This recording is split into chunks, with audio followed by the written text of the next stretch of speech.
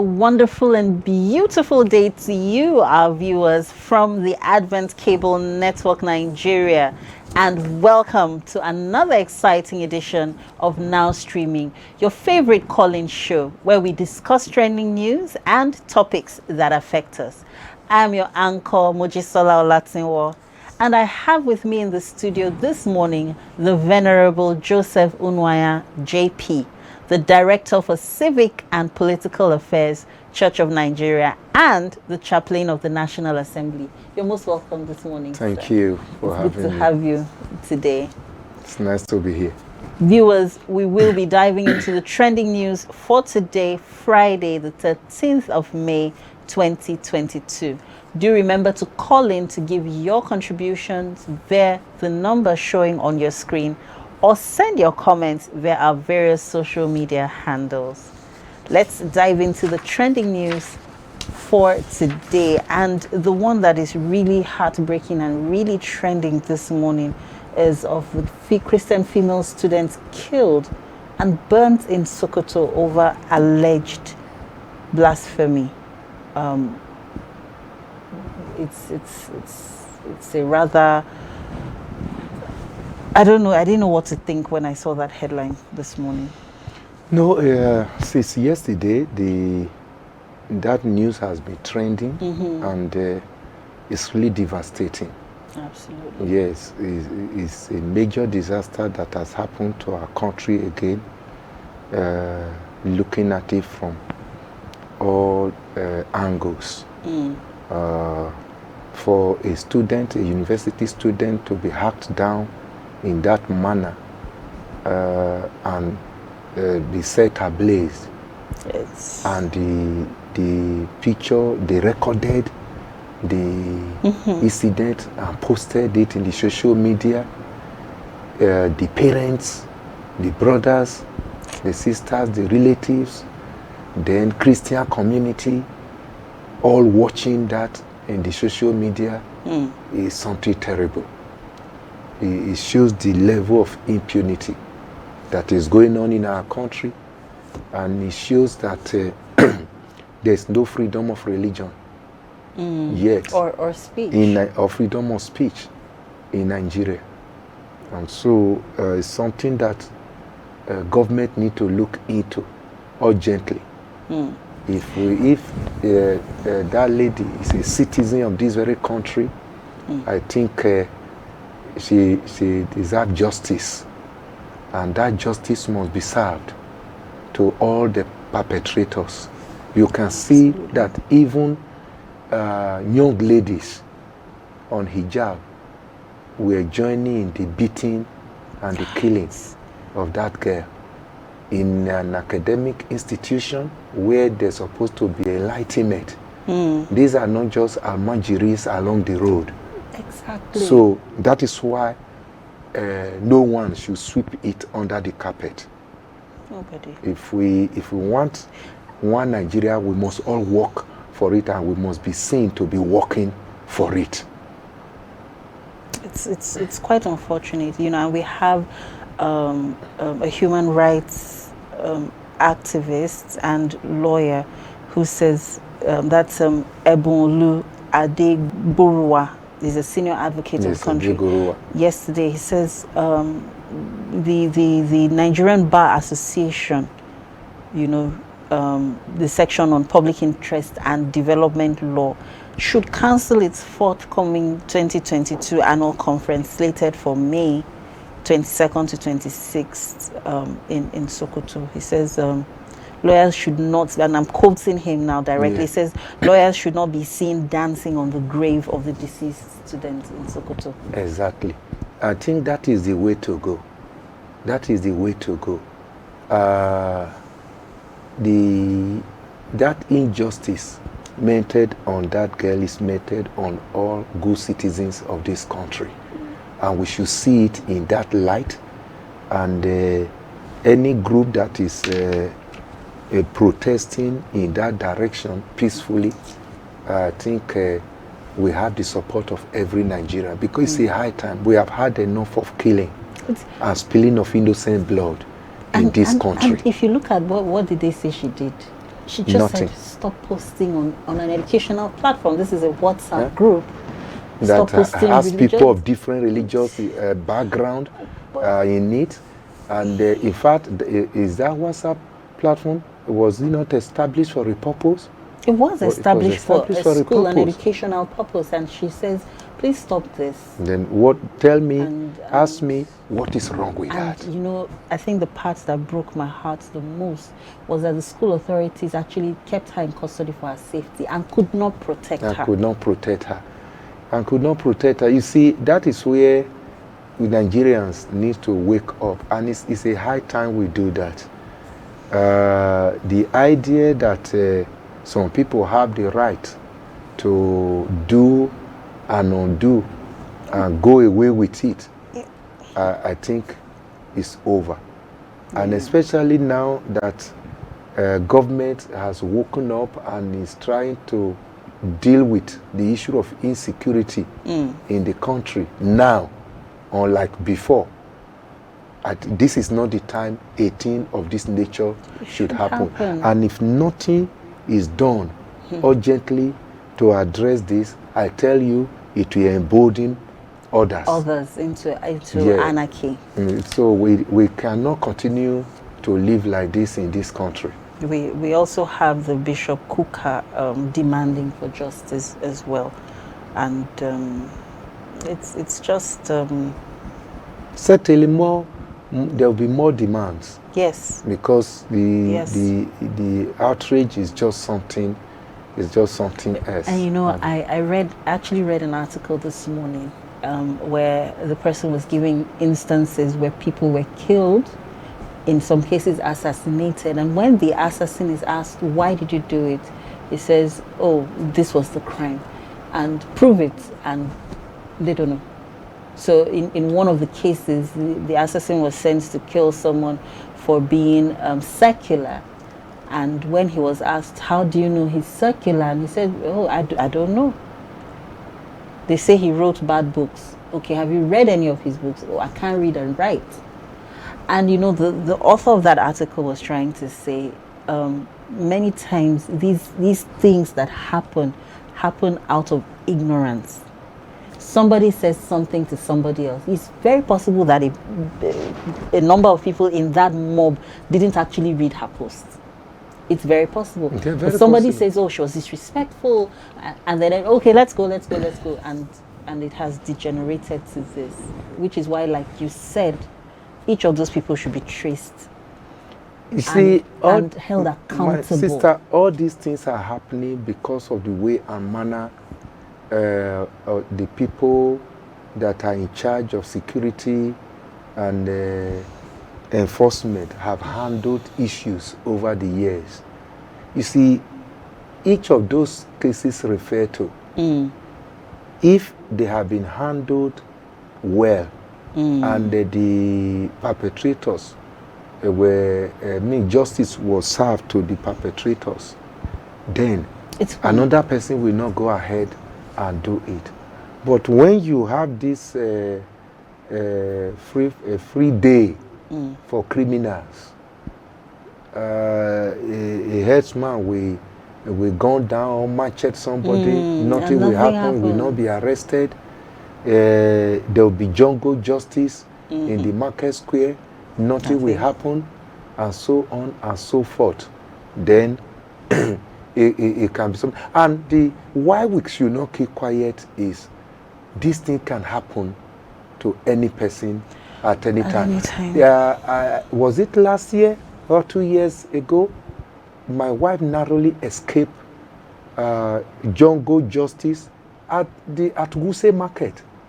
She went to, was it Karimo Market, bought some certain things, including turkey and all that for the celebration that was coming. And she drove into Wuse market just to pick something there in the market, and in the process, when she opened the boot of her car, one Hausa boy saw a turkey inside her car and just raised alarm in their language that this looks like the turkey he was looking for.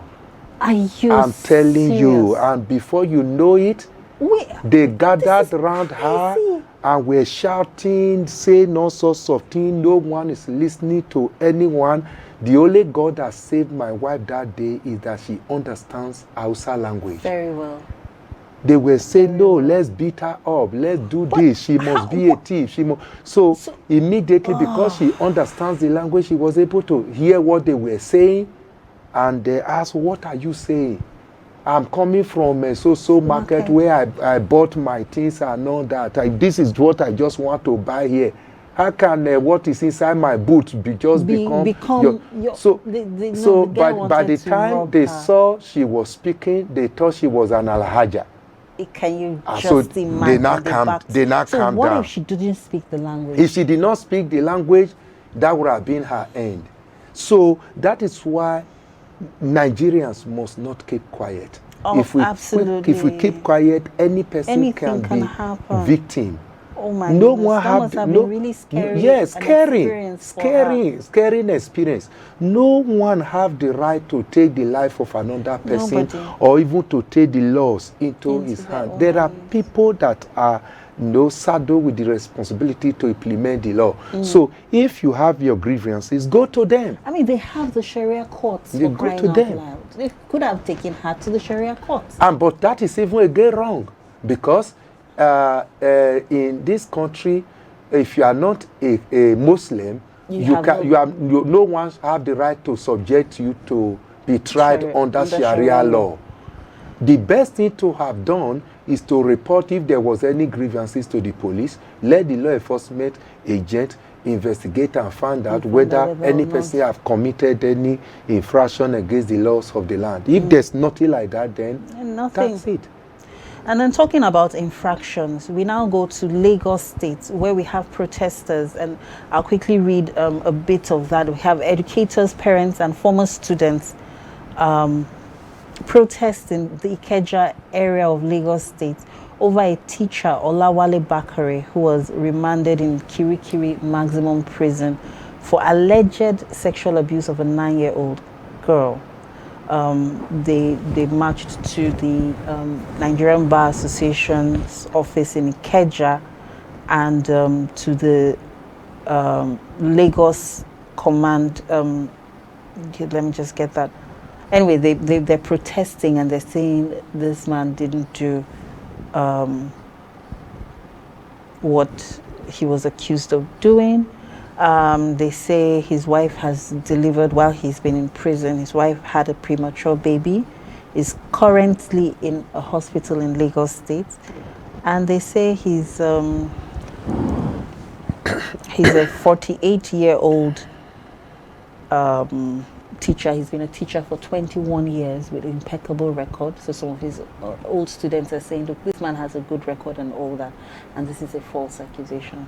So your thoughts on that, sir? Yeah, the question is, which offense has he been alleged to have committed? Is it not a bailable offense? So this is it. His lawyer is saying the child in question that was allegedly raped. Yes. The teacher's accuser, so it's not even the child herself that spoke up against. Somebody accused him and has failed to produce a victim. Now, that is what I'm saying. Whatever is being alleged there is a bailable offense. Yes. And I don't see why such a person should be continuously be behind the bar. If I don't know, I don't have details about that particular case. I don't know whether his lawyer have applied for bail and it was denied. If that is the case, then it's wrong. Yes, he should be admitted to bail by the court. If the court have not done that, if he was not bail in the police station, the judge should admit him to bail, and he should be bailed. And I feel that that offense is not a heinous crime to the point that he should be given bail conditions that he will not be able to meet up with. So I think the judge need to look into that very case again. Because as much as we're fighting against rape and all that, we also there is also the flip side of false accusation. False accusation that must be investigated properly as well. Otherwise, an innocent person can also be a victim.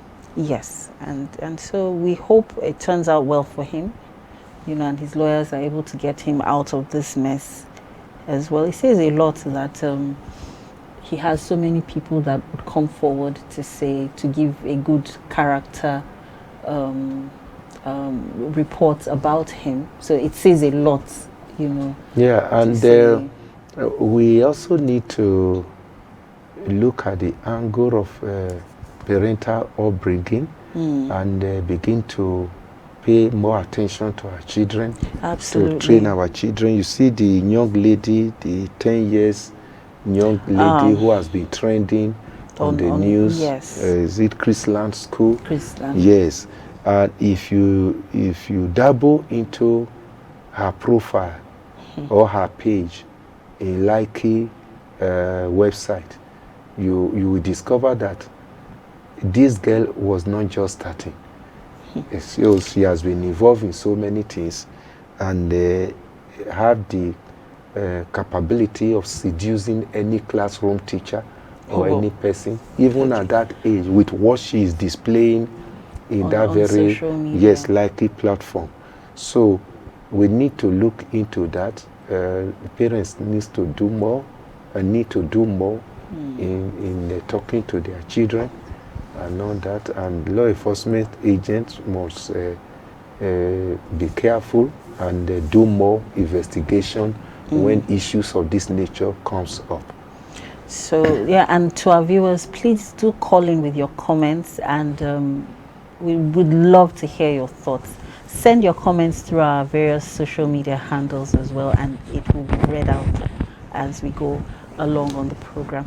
And okay, let's just quickly take these together. We have court awarding 200 million naira judgment against Nigerian army for killing an Imo businessman. We have an ex-judge telling the federal government to compensate police brutality victims from serving. Compensate police brutality victims from serving or ex-serving policemen's Yes, I read benefits. that headline and I'm not able to make sense of so that he's saying that headline. If there's police brutality, then the serving policeman's benefits should be given to the victim. Or if it's an ex-serviceman, whatever what do they call it now?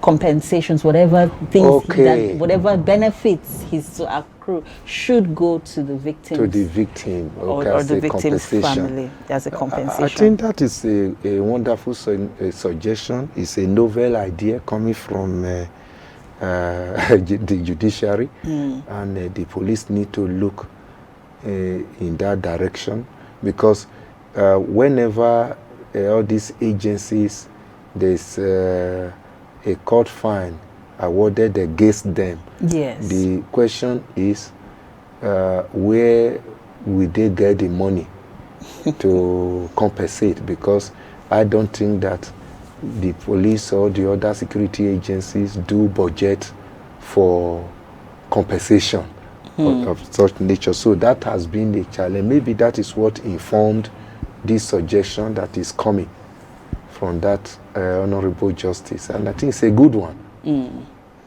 And then we also have Mr. President approving allowances for retired soldiers.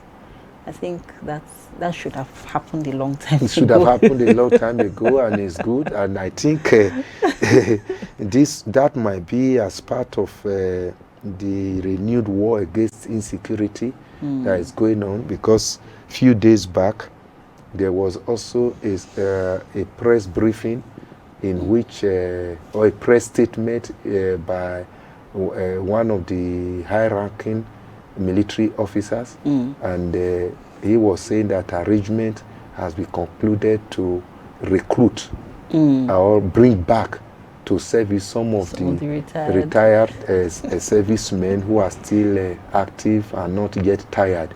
So if the president is coming to talk about also paying them allowances, I think it's long overdue. It's long overdue. It's long overdue. So let's talk about another topic that is seriously trending and is long overdue, if you ask me. ASU. Yeah. I think you saw that that comment. I'm sure you must have seen it. Of the person that said his Wimbo friend asked him what ASU strike is, and he said it's the annual festival. When I saw it, I do see many things.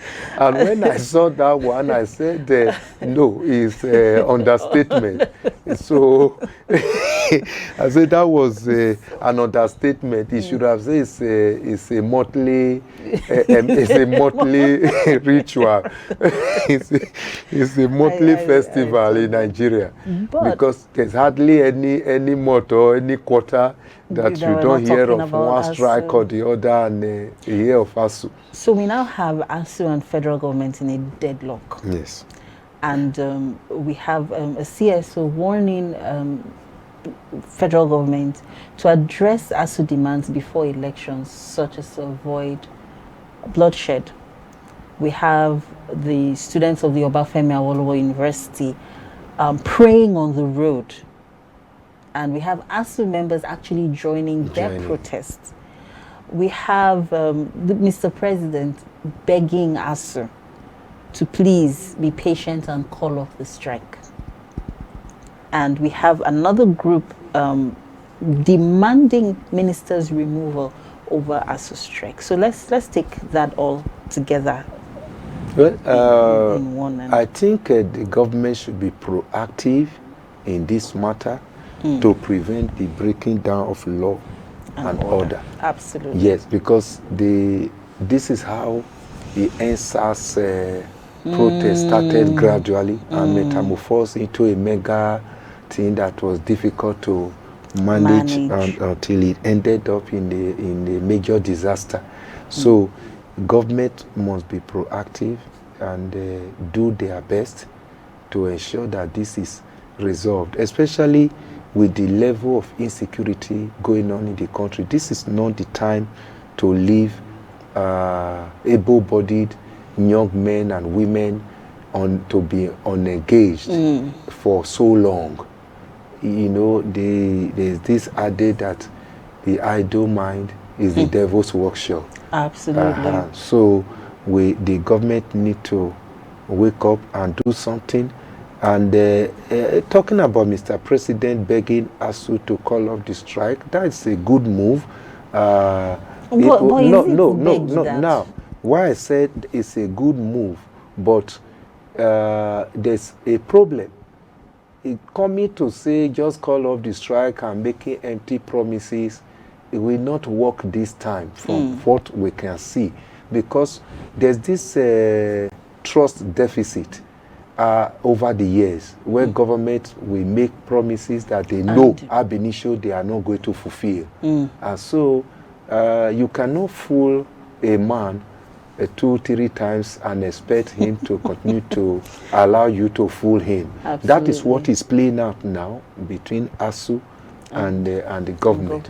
I think while Mr. President is pleading as the father of the nation and appealing to ASU, then let some practical steps be taken to address some of the major demands. If I don't know how many point demand, if for instance you have 5-point demand and you are telling them I've already met with 3 points, please give me time to handle the remaining 2 points remaining. I mean, that makes sense. But if it is just empty appeal, that will not be good enough. But it is good that Mr. President is aware that something is happening, that ASU is on strike, because it will be worse if he had come out to say he's not aware. as usual. That would have caused a but whole now that lot he's of aware problems. and is making effort, we have to commend him and ask him to do more. Okay, so let's move on to politics. That's another favorite topic in the country these days. I'll just take all the headlines and then we can comment on them. So we have the APC chairman from Bayelsa State saying, Jonathan, not yet our member. We have the former presidential aspirant Adamu Garba saying there's no future for youth in APC. And he says this is due to the party's over-financialization of the political atmosphere. So no road for youth in APC. We have INEC may relocate sensitive materials from CBN, says Yakubu. We have 2023.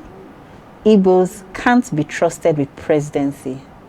This is coming from some northern groups. And we have Yahaya Bello submitting his presidential nomination forms. We have the Vote Wiki group saying Buhari APC have failed Nigerians. So those are the headlines coming in from different... I think there's a whole lot here. There is a whole lot. Can we take it one after the other? The first one was about the former president, Goodluck Ebele Jonathan. Yes. I guess the person who spoke there is maybe the chairman. He's the chairman of APC in Bayelsa State. For me, what is happening in respect to that is very embarrassing, even for me, embarrassing for many Nigerians. It is. I don't know why. I think the kind of near silence and the body language that the former president is displaying is very embarrassing. I expect a person in the caliber of the former president to come out outright to say, I have no business to do with this issue of purchasing form and all that by some groups. His media, I think his media representative made such statements. Now, after making that statement, the next thing that surfaced in the social media is the former president wearing the same cap and uniform with the people purportedly purchased the form and all that. And you know the implication of that? These are from the dressing, and these people look like members of Mieti Allah that have terrorized this country for years now. And the herdsmen that have been tormenting this nation for years, and for a person of for them to even come out to now say they are the one to buy form for Mr. President. Look at the time they addressed the media about it. It was one of them that addressed the media. Do you know the implication of that? For me, I just see that some people want to rubbish Mr. President and the former president of this country, and he's busy smiling over it as usual.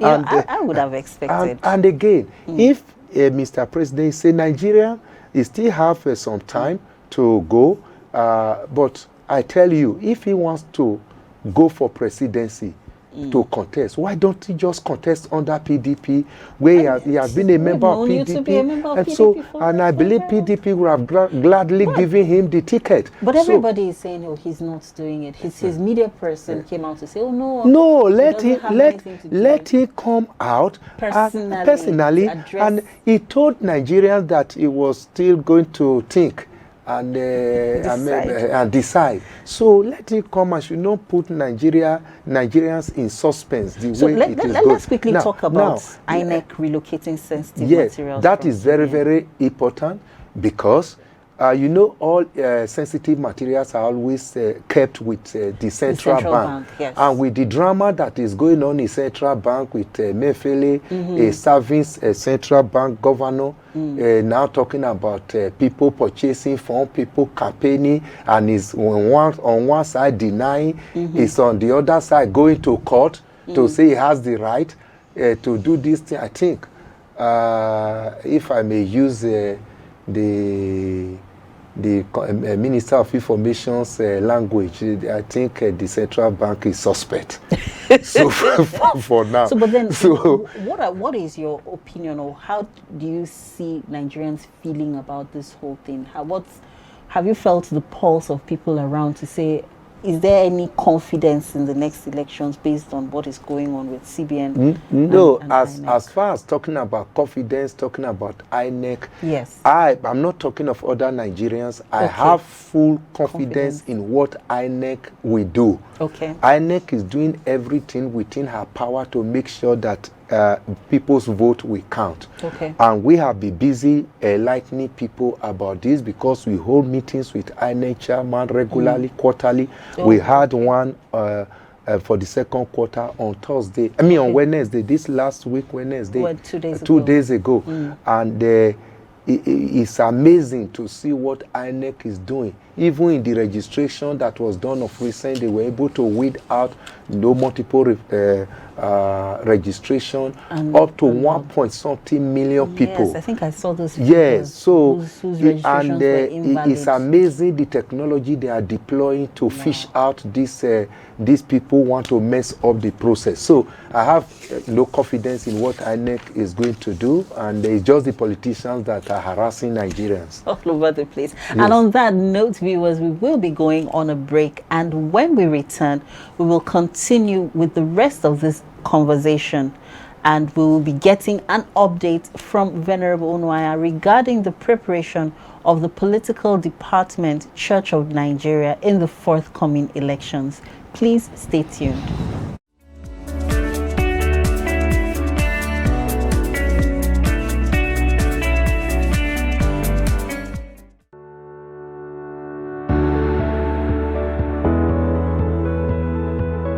We want to tell our people that this time around, with all the changes that we have seen being put in place, we are trusting God that our vote will count. We are encouraging the pastors to go home and mobilize our people, because this is a democratic political process. We need to be involved. And the only way we can change the scenario, the narrative, the situation, is by being involved. Sitting on the fence cannot help us, and running away will not help us. And we want to encourage our people to mobilize themselves, get themselves registered, and get involved in voting on the day of election. But more than that, we want them to vote for people that are credible. No matter how the parties may bring them, let us look for those that will have the heart to serve the people, the courage to stand for the right, and do that which is proper. Let us vote for those who have the fear of God and who will be able to serve the people. So we need to pray, but we need to take action. I think that we as Christians have a role to play. Yes, we are praying that God will intervene and bring a change. But part of God's answer to our prayer will require that we not only pray, but we step out to what we should do.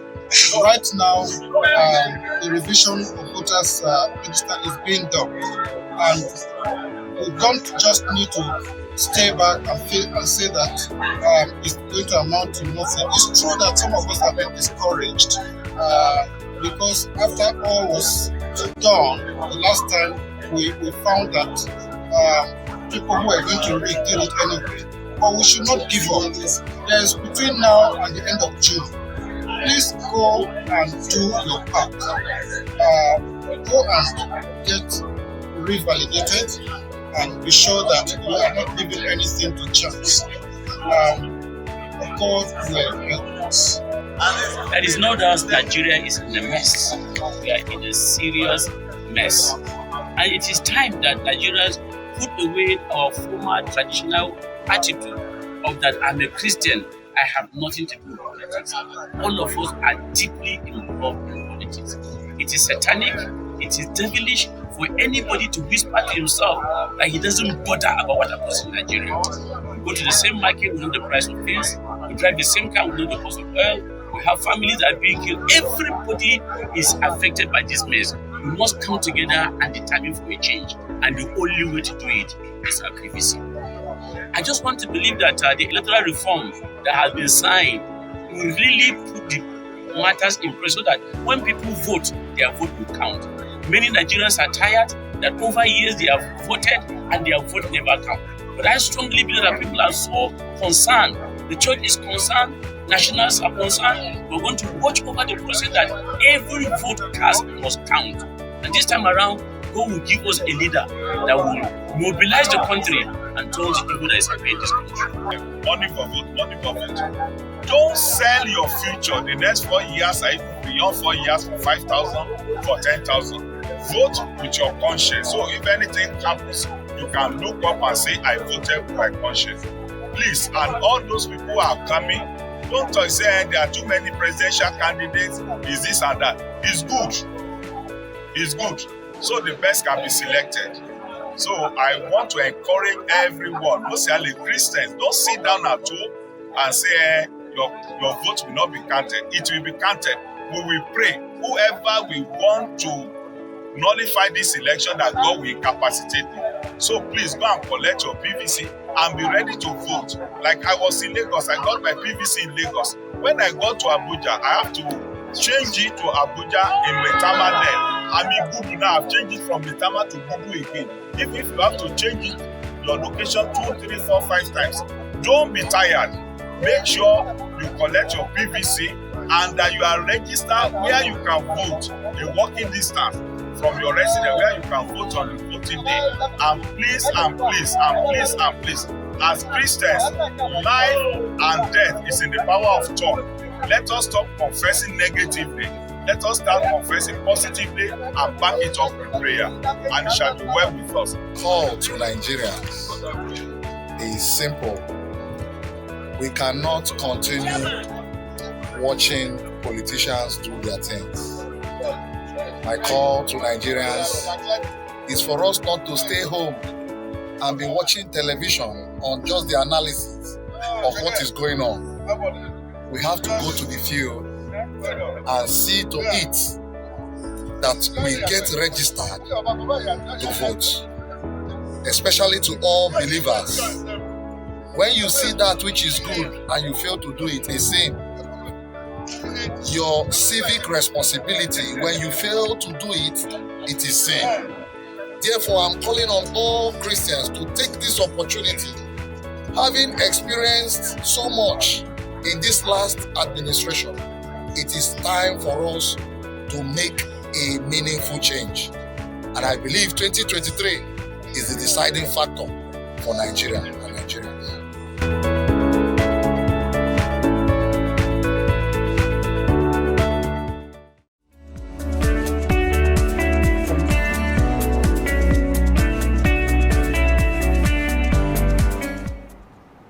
Welcome back, viewers, and thank you for staying tuned. If you're just joining us, this is the now streaming show on ACNNTV. Remember, you can join the conversation via the number showing on your screen or send your comments via our various social media handles. Let's continue with the rest of the program.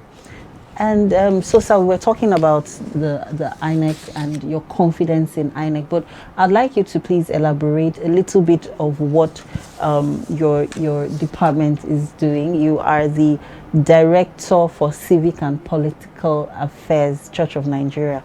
What is this directorate about, and how can we key in as individuals, as viewers? Well, the Directorate for Civic and Political Affairs of the Church of Nigeria was established in 2011, before the 2011 general election. Okay. And the mandate was to mobilize the masses, especially members, to get themselves involved in politics, to make sure that they register, to make sure that they vote in every election, and to encourage people to join political parties and participate actively in political matter, considering the importance of politics to the life of the people. So, and there are other things that the department is also us to do, apart from just mobilization, which we are doing, actively, especially now. We have been on air on mobilizing people to go and register and to make sure that they collect their PVC to get themselves ready for the 2023 general election. We are also mandated to address social maladies like the one that happened in Sokoto yesterday, to address such issues and to make sure that the church becomes the voice of the voiceless in the society. So we are also involved in election observation. Since that 2011, Department for Civic and Political Affairs, Dcpa, registered a domestic faith-based election observation group with INEC that is using the name CONAC.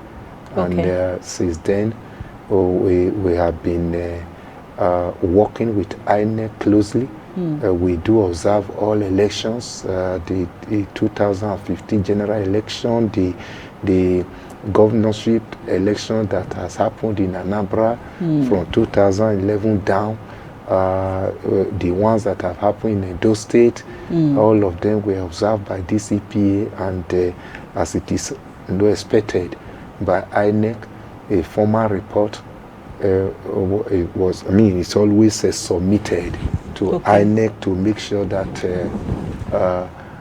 they get to know what we saw, what we observed in the field, and what we are expecting them to do.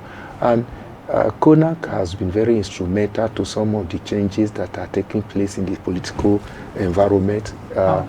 For instance, CONAC was one of the organizations that started pushing for using technology to solve electoral problems as we have them in Nigeria, and along the line we pushed for the use of PVC, and it was adopted, accepted by INEC. We also pushed for, particularly for simultaneous accreditation and voting. You remember people were accredited and they will be asked to go home to come back later, and many of them will not come. CONAC was one of the organizations recommended strongly and continue to emphasize it in our meetings, that it is possible to do accreditation and also vote at the same time. So thank God the INEC adopted it and has implemented it. We also continue to push for electronic transmission of results to reduce the incidence of box snatching, ballot box snatching, and all the wahalas, drama that is always involved. And I remember when we made that recommendation before the 2015 general election, some other civil society group were kicking against it because they feel that there's no good network coverage in Nigeria, and all those different excuses they were giving, but we told them that is the way to go. So, and we thank God that INEC also had worked around it, and in trying to do that, you can see what has come up now, the issue of the bivoter verification and accreditation device, BVAS, that has come up now with different technology to make sure that accreditation, verification, and all that is seamless. And we also push for transmission, and I thank God that the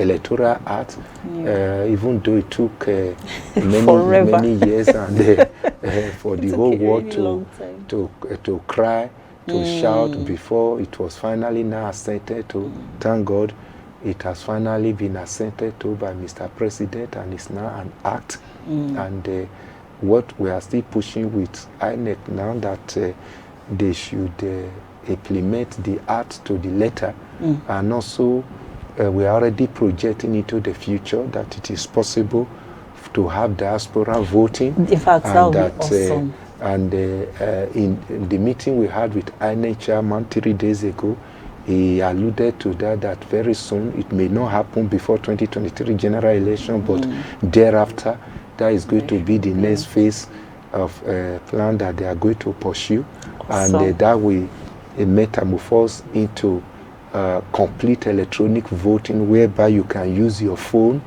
device to vote inside your house. And quoting the INEC chairman, this idea of purchasing of paper, purchasing ink, and but you know, some people will not be happy with that, sir. Yes, because for some people, this is their breakthrough. It doesn't matter whether people are happy or not. In fact, people who are not happy with that has only succeeded in exposing themselves as the enemies of this country. Nigeria just have to move forward. Absolutely. Yes, Nigeria just have to move forward, and everything must be done in that direction. And you see, technology continues to improve by the day. As the director of ICT for INEC, the national director said on Wednesday, and most of all this technology that is being deployed by INEC now, Nigeria is the first to deploy it in Africa and all that. Yes, so he was saying that what they need is feedback, as we, the civil society group, have been doing continuous feedback, which will help them to continue to improve in whatever they are rolling out. I think if you go close to INEC, really, that is one good thing we'll continue to remember President Goodluck Jonathan retired for. Since Goodluck Jonathan gave the free hand to Professor Jega to reform activities of INEC, I think it has been progress, and even 3 days ago we still commended INEC and told them should be forward ever and backward never. And they are giving us all assurances, and from all intent and purpose, you can see that they are working hard. They are working hard to make sure our vote counts. So, talking about feedback, you were saying something about observing the registration process and accreditation process that is going on so far, and you found over 1 million 1.something million person. The statistic that was given to us is 2.something million that have registered, and out of it, so this 2.something million, is it in the entire country? Yes. That's a really low figure. No, you may think so. It's not that low. Okay. It's not What's that our low. total population? We are talking about those who have done, what's it called, online registration. Okay, so this is just the online registration. Yes, and now INEC have been able to fish out 1.something million persons who have gone against the rules in one way or the other, and some part of that are people who started the process and did not complete it. You can imagine some people started the process of registration and did not submit. And online. Some people started, maybe they encounter network difficulty and they abandon it halfway, and so all such things were done. The one that is so amazing are people that are involved in double registration, and that is an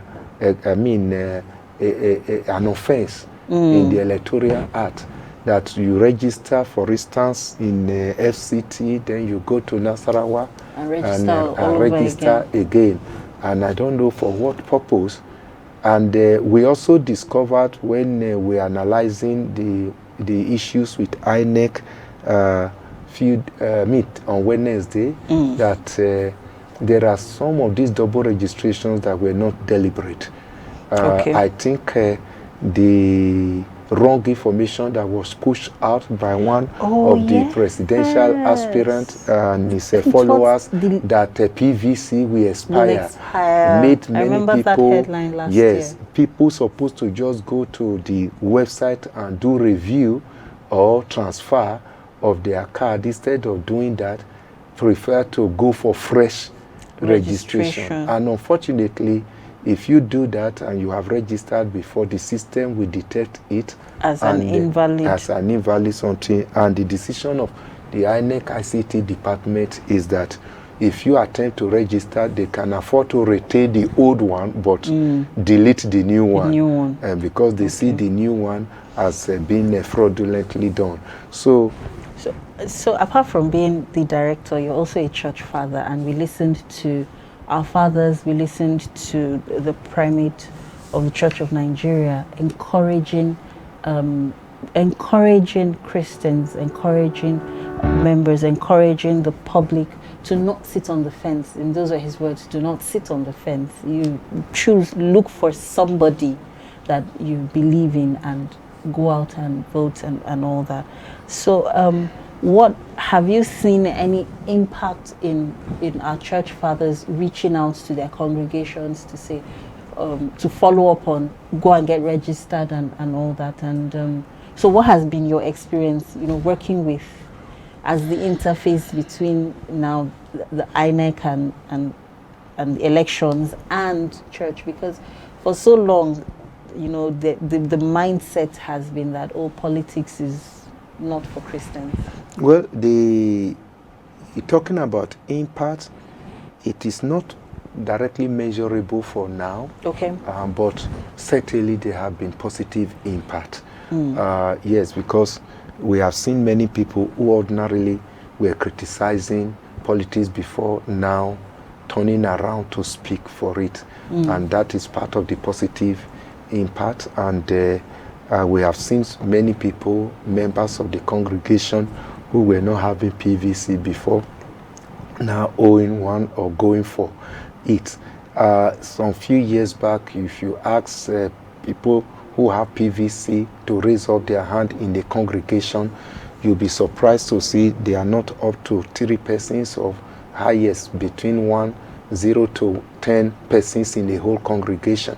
But last Sunday, when I made that request of my congregation, I was impressed that about close to 70% of the members of the congregation raised up their hands to say they have registered. Some said they already have their PVC, some are yet to go and collect. And you see the rate at which many are asking questions now shows that the awareness is becoming better than before. So certainly the role of the church leaders and the opinion leaders in the society is really bringing out some positive impact, but we need to do more.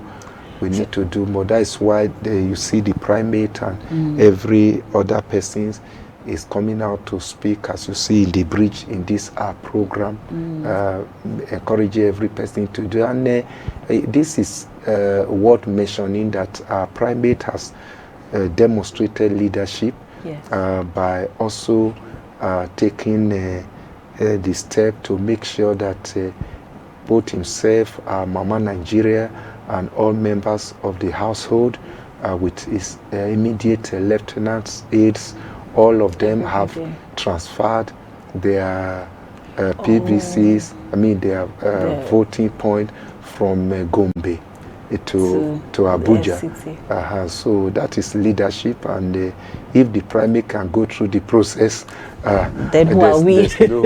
No person. I don't know whether I should mention this at this point, that for those who have not yet registered, I think they have between now, especially those who want to do it in the comfort of their homes, using their own Android phone, they have between now and 30th of May to do whatever they have to do. Just 2 weeks available to do that. That is not to say that registration generally will stop by 30th of May. The registration will stop on the 30th of June. But those who want to do it within the comfort of their home, using their phones and electronic devices, should do it between now and the 30th of May, because so that they will still have time to schedule their appointment with INEC to go and complete the process of their biometrics capturing with INEC. But those who want to go to INEC offices close to them to do the register, they still have between now and the 30th of June to do so. And everyone must make effort to do that. And from the statistic released by INEC on Wednesday in our meeting, we discovered that most of the southern states, most of the eastern states, most of the western states have not done very well. In fact, Lagos performed woefully. by the statistics that was put before us. That leads me to my next question, sir. I was just going to ask that, has there been a mind shift from the idea that it doesn't really matter? Whatever we do, whether we vote or not, they know who the next president will be. That will be our own undoing if we continue to believe that vote will not count. Whether we vote or not, it doesn't matter. I can tell you it matters. And just a simple question I'll be asking as I speak to people about this is, if vote is not counting, why is vote buying increasing? So politicians have come to discover that vote is beginning to count, and that is why they are doing everything to want to buy people's vote, using money, using all the other things. They have been incentives, they have been giving rapper some a cup of rice. Not so many embarrassing things, and I want Nigerians to see this as really embarrassment, because somebody coming to give you a wrapper of 2,000 naira so that you will vote for him is buying your conscience, and he has reduced you to nothing. He has really, what he's doing by that is telling you that your whole life is worth that very wrapper. Ouch. And that the next 4 years, you can afford to sell your whole future, the future of your children, to them for just a wrapper or for just a cup of rice. I know, yes, some people will say that cup of rice means something to so many Nigerians because of the level of poverty that is in the country, but I think there should also be dignity even in the midst of poverty. There are certain things you should not accept in order for life to be better. For poverty, you need to do the right thing. You need to vote the right persons into power and make sure that there is a change. And I want every Nigeria to shine their eyes, because so many people are coming out from their different corners. They want to come and govern Nigeria. Every person, all the people who have stolen Nigerian money, they are buying a phone with 100 million naira. In fact, is it not clear, really, that somebody who can afford to say, I want to buy ordinary phone with 100 million naira is not coming to serve any person? And so I need to recoup his investment. That is business. So Nigeria should be careful in making their choice. Absolutely. And I believe that they should look at individuals and not political party this time. Absolutely. Thank you very much for coming on the show this morning, because opened our eyes to see more, and we hope that the more you come around, the more we listen to every other person that is speaking, it will give a more positive attitude to the elections. Maybe before you close the show, I need to mention that those who want to register, the website is cvaro.inecnigeria.org. Once you open that, you will be asked to register with your email. Can you say it again so that we'll get it? Okay, cvaro.inecnigeria.org. cvaro.inecnigeria.org. Once you open it, you will be asked to your email will be required. You use your email to sign in. Once it opens,